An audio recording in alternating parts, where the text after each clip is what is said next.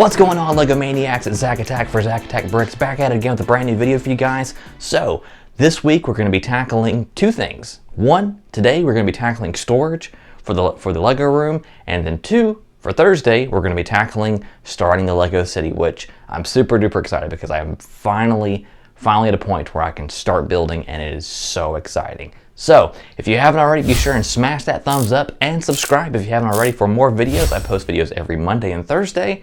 And if you haven't already, be sure and follow me on social media. I have a Twitter and an Instagram. Links for all the things in the description box below. So, the one thing when I started thinking about building this LEGO room was storage. And I was like, if I'm going to have an abundance of bricks for mock builds and whatever else, I definitely need to have a place to store things. And so for the time being, my current plan is to have storage for Sterilite underneath the tables for the LEGO City. And so when I started designing this room, I was really looking for storage containers that could fit 2x2 under the table. And I was going for a different handful of options, whether the wider Sterilite drawers or the ones you can stack on top of each other, which they're all stackable, but the ones in particular that caught my eye were the ones that were designed for paper, for storage for paper and whatnot. So I bought a handful of these from Amazon, and I have stacked them 2x2 underneath the table. In fact, they would almost fit 3x3, but I have to make some adjustments to my tables in order for that to happen. So eventually I'm going to go around, increase the table leg adjustment a little. They have these little screw knobs on the bottom of it that you can raise the feet up by like an inch or two. So hopefully that inch or two will buy me enough wiggle room in order to put more containers underneath there. If not, I may need to figure out a different solution, like putting a piece of plywood in between the bracket and the table, or some way to figure it out. But I'm happy with how they are being stacked 2x2 because that gives me tons of storage. In fact, right now I believe I have 12 containers, and it's giving me storage to sort bricks and whatnot. In fact, I had a coworker of mine give me their kids no longer play with Legos collection, so I've been sorting that. And man, sorting isn't really fun, but when you start seeing your increase in volume in your collection, it's like, all right, cool, this was kind of worth it a little bit. So storage is just one of those things where I really want to be able to have as much storage for bricks as possible, because I know the LEGO City is going to take a lot of bricks. I mean a lot of bricks. I mean, just so far in the handful of modulars that I've built for the city, we're talking 3,000, 4,000, 5,000 pieces. And that's not even counting the cars I've built or the LEGO sets that I've got with like GWP, like the hot dog wagon, or the other city sets I've gotten from Target, like the train set with the bus. So that's we're getting up there in part count, which 5,000 doesn't seem like a lot, especially when compared to much bigger LEGO cities than mine. But I'm excited because more storage means I have a more availability for parts in a larger inventory, but it also means that if I ever do break something down, then I definitely have homes for all those parts. And of course, doing pick-a-brick orders and whatnot from LEGO, it's kind of a no-brainer to have this much storage available to you. So right now, I'm going to be kind of pausing on adding additional things for the LEGO room as far as like structure or shelving or whatnot, because I do want to start building, and I do want to kind of grow as I go along. That way I have room for other things that I want to add in here that kind of just dawned on me as I was setting up for this video. I'm like, okay, cool. Something there would be cool because I can't put a table there because I need room for a chair, so maybe like cube shelves or something like that. So that would be kind of cool to have, it would be cube shelves. And then, of course, just moving on to other things with like the table, or I'm sorry, the shelf over here. Like, I like it, but it doesn't really have a place, so I'm not really sure what to do with it for the time being, but we'll figure it out as we go along. So the storage is kind of taken care of for the time being. The one thing that kind of worries me is if I do add the additional 2 tables in the middle here for the expansion of the LEGO City, which I'm going to be doing once I kind of get the city started and kind of planning out things as far as the train and all of that for the LEGO City, then that kind of scares me because right now I have it in a nice kind of U shape, which is really cool. And once I put 2 more tables in the middle, it's going to be kind of crazy to do the U shape. So I may have to at that point really rethink what I'm going to be doing for storage. So it's going to be kind of crazy.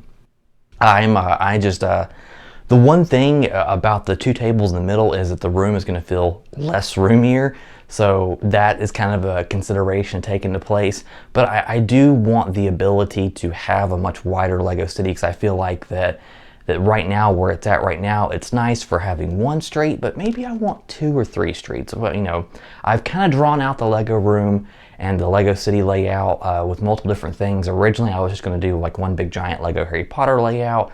But then I was like, you know what? I really want a city, because more of my stuff is more city oriented. So that kind of changed a little bit, but it's a good change because I was able to change things around. And eventually, once I get a good standing on Bricklink, which right now I don't really like Bricklink. I know it's owned by Lego now, but I don't like that people can sell their parts for cheaper but then gouge you for shipping, versus Lego, it seems to be kind of balanced out. I don't know. Comment down below your thoughts on Bricklink, and if you've used it, and if it's definitely a cost-effective way of buying parts, even if they are used. So right now, the storage is a good place, and of course I do have really good set storage right now, which was originally a Lego Star Wars display, but now that I have the shelving around the room, the Star Wars stuff can go up there, and that's going to be cool. And so that's going to be like, you know, base plate storage and set storage I need to build, and it's going to be great. I think once I kind of get my workflow established in this room, as far as pulling parts and as far as just being able to move around and get to the modulars in the city and change things around, then I feel like I'll be at a really good place as far as changing and working and building and whatnot.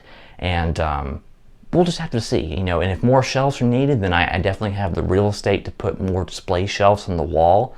But for the time being, I have plenty of real estate up there for sets and whatnot, and it's going to be great. So anyways, I'm excited, and I hope you are too. The next video, like I said, is going to be focusing on building the Lego City and kind of starting off with how I structured it, and maybe going through like a design plan. And once I have that established, we can start looking at building custom MOCs. I do have 2 custom MOCs already in mind for my city. One is going to be a grocery store, and then the other is going to be a Lego store in the Lego City. I know, meta, right? Everyone does it.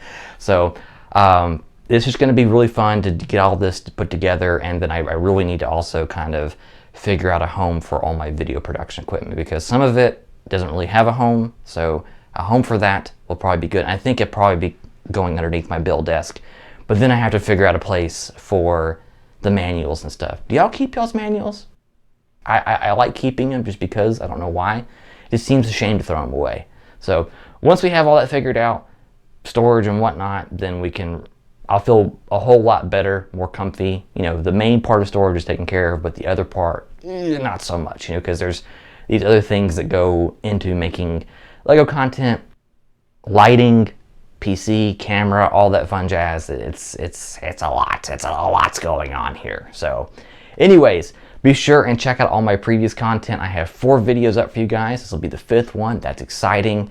I'm going to put all these together in a playlist, and let me know in the comment section down below if you'd like me to edit all of these videos together.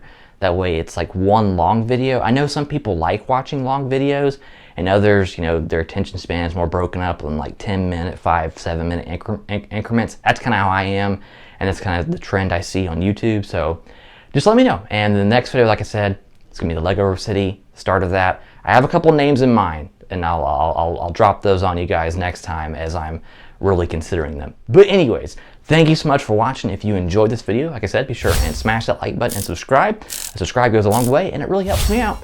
And next time, like I said, the Lego City can start and the fun can really begin.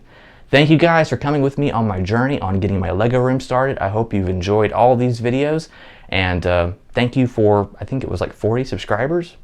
I don't know if it's bad luck to mention subscribers so early in the video, but thank you for 40. I appreciate it. And it's just nice to be able to share my journey and my adventure with you guys. So I appreciate it. But you guys have a fantastic Monday. As always, keep building, friends, and I'll see you in the next video.